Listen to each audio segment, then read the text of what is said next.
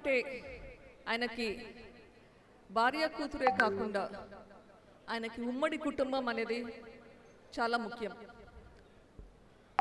అమ్మ నాన్న అమ్మమ్మ అంటే చాలా చాలా ప్రేమ ఎక్కువ. అన్న మాట జవదాటిని తమ్ముడు, చెల్లెలంటే ప్రాణం.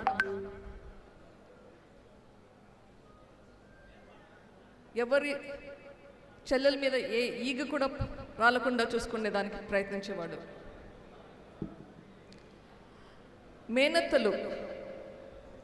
మేనత్త కుటుంబాలైనా కానీ ఆయనకు చాలా ముఖ్యం. వాళ్ళకి ఏ అవసరాలు వచ్చినా కానీ ఆయన పక్క నుండి చూసుకునేవాడు. వీటి అన్నింటికీ మించి ఆయనకి కడప పులివెందుల ప్రజలు, పర్టికులర్గా పులివెందుల ప్రజలు ఎప్పుడూ చూసినా వీటి గురించి ఆలోచించేవాడు.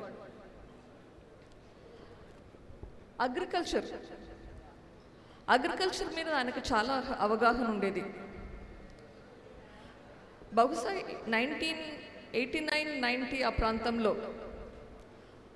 ఒక నెల రోజులు ఆయన మనీలా వెళ్ళినాడు, ఫిలిప్పీన్స్లో.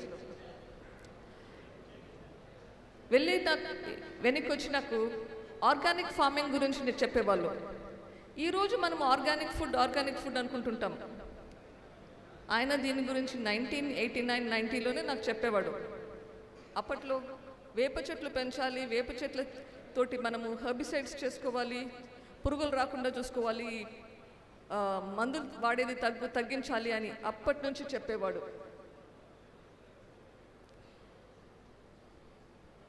పులివెందులకి నీళ్లు ఎట్లా రావాలి, నీళ్లు ఎట్లా ఎంపీగా కూడా ఆయన అగ్రికల్చరల్ స్టాండింగ్ కమిటీలో ఉండేవాడు. నేను కాలేజ్లో ఉన్నప్పుడు, ఇది బహుశా 1993-94 టైంలో అనుకుంటా, నాతోటి ఎక్కువ under ground drainage system, solid waste management గురించి ఎట్లా చేయాలి, సెగ్రిగేషన్ ఎట్లా చేయాలి, లిక్విడ్ వేస్ట్, సాలిడ్ వేస్ట్. ఇప్పుడు మనం చూస్తున్నాము బ్లూ బిన్స్లో ఒకటి వేయాలి, గ్రీన్ బిన్స్లో ఒకటి వేయాలని. ఈ ఆలోచనలు ఆయనకి ఎప్పుడో ఉండేటివి.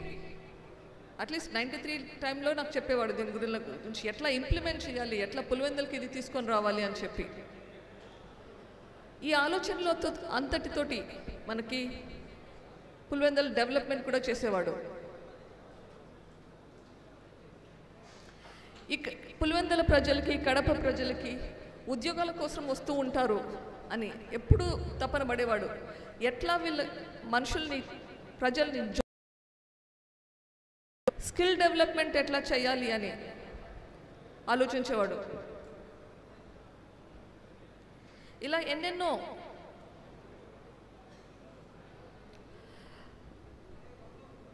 2009లో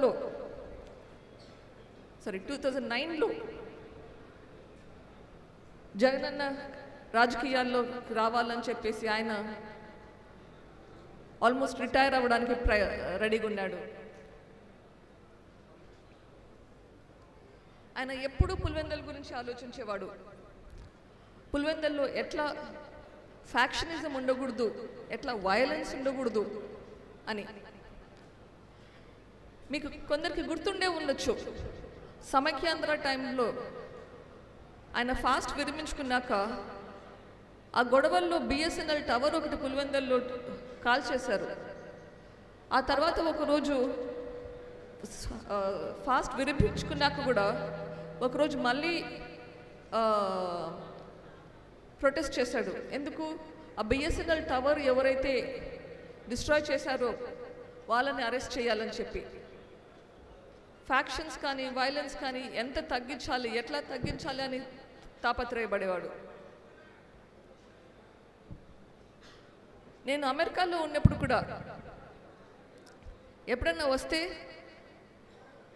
కష్టపడి ఒప్పించి 3 వారాల కన్నా టికెట్లు తీసుకుంటాను, వచ్చి నాతో ఉంటాడు అని చెప్పి. కానీ ఎప్పుడు వస్తాడు, వారం 10 రోజులకంతా రిటర్న్ చేసేసుకుంటాడు, మళ్ళీ టికెట్ మార్చుకొని వెనక్కి వచ్చేస్తాడు. ఇక్కడ ప్రజల్ని వదిలి ఉండలేకుండా ఉండేవాడు. అట్లా వస్తాడా? అప్పట్లో చెన్నై ఎయిర్పోర్ట్లో దిగేవాళ్ళు. చెన్నైలో ఇండ్లు ఉన్నా ఇంటికి కూడా పోయేవాడు కాదు. నేరుగా రాత్రికి రాత్రి ప్రయాణమయ్యి ఊరికి వచ్చేవాడు పులివెందులకి.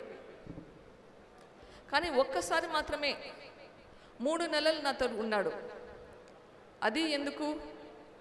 నా కొడుకుకి ఆరోగ్యం బాగలేకుంటే బాబును చూసుకునేదానికని చెప్పి 3 నెలలు ఉండేవాడు. ఎంతసేపు బాబు పక్కనే ఉండి బాబు చనిపోయినప్పుడు చాలా చాలా బాధపడ్డాడు.